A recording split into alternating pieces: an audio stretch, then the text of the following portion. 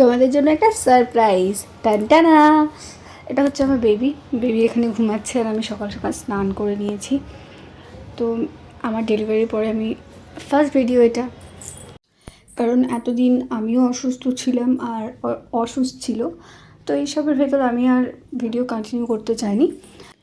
প্রেগনেন্সিতে সবার এক একজনের এক এক রকম সমস্যা থাকে। আমার বড্ড চুল পড়তো, আর এত চুল পড়তো যে মানে কান্না পেয়ে যেত।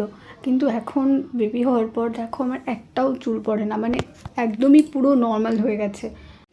আর জানো তো, মানে আমাকে যারা একদম প্রথম থেকে দেখে আসছে সবাই ভাবতো যে আমি হয়তো বিয়ের পরে মোটা হব, হয়তো বেবি হওয়ার পরে মোটা হব। কিন্তু আমি একদম পুরো প্রথম থেকে লাস্ট অবধি যেমন ছিলাম সেমনই আছি। প্রেগনেন্সিতে কেউ দেখে বুঝতেও পারতো না যে বেবি হবে, আর তারপরেও একদম সেম টু সেম। আর আমার বেবি যেহেতু এখনও খুবই ছোট, সেই জন্য আমি এখনও ওর ফেস রিভিল করছি না। আর একটু বড় হোক তারপরে আমি দেখাবো। তো দেখো আমরা একটা টিপ পরেই কিন্তু আবার সাজুগুজু রেডি হয়ে গেছে। আর আজকে ছিল সানডেতে তো আমাদের বাড়িতে চিকেন বা মাটন হয়ই, কারণ চিকেন মাটন ছাড়া সানডেটা একদম জমে না। তো সেই জন্য আমি রান্না করছি, আর ওদিকে কিন্তু আমার শাশুড়ি মা বা মা পুজো দিচ্ছে।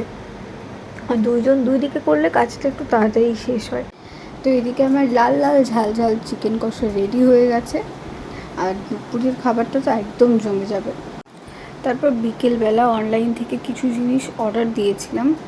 এখন তো সব কিছু একদম হাতের মুঠোয়, কাউকে তেলাতেও হয় না, কিছু বলতেও হয় না এটা লাগবে ওটা লাগবে।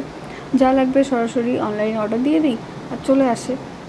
যেমন সব কিছু সুবিধা হয়েছে, অনেকের অনেক প্রবলেমও হয়েছে। তারপরে এই যে আমার এত বড় টেডিটা, এটা আমাকে অর্পণ গিফট করেছিল, মানে আমার হাজব্যান্ড। তো সেটাকে আমি ধোবো, মানে অনেক দিন হয়ে গেছে ধোয়াধুয়ি করা হচ্ছিল না, ময়লা হয়ে গেছিলো। তো ওটাকে আমি দেখো ভেতরে তুলোটা খুলেছে আর পুরো এক বস্তা তুলো হয়েছে। তুলো না আসলে এইগুলো একটু ঠিক কী বলে আমি জানি না। তো এইগুলোকে আমি বস্তার মধ্যে ভরে রেখে দিচ্ছি, আর আমার এই টেডিটাকে গরম জলে ভিজিয়ে ধুয়ে নিচ্ছি। তারপর বিকেলবেলা নিজের কোয়ালিটি টাইমে আমি এই সুন্দর জিনিসটা বানিয়েছি। এটা হাতেই বানিয়েছি,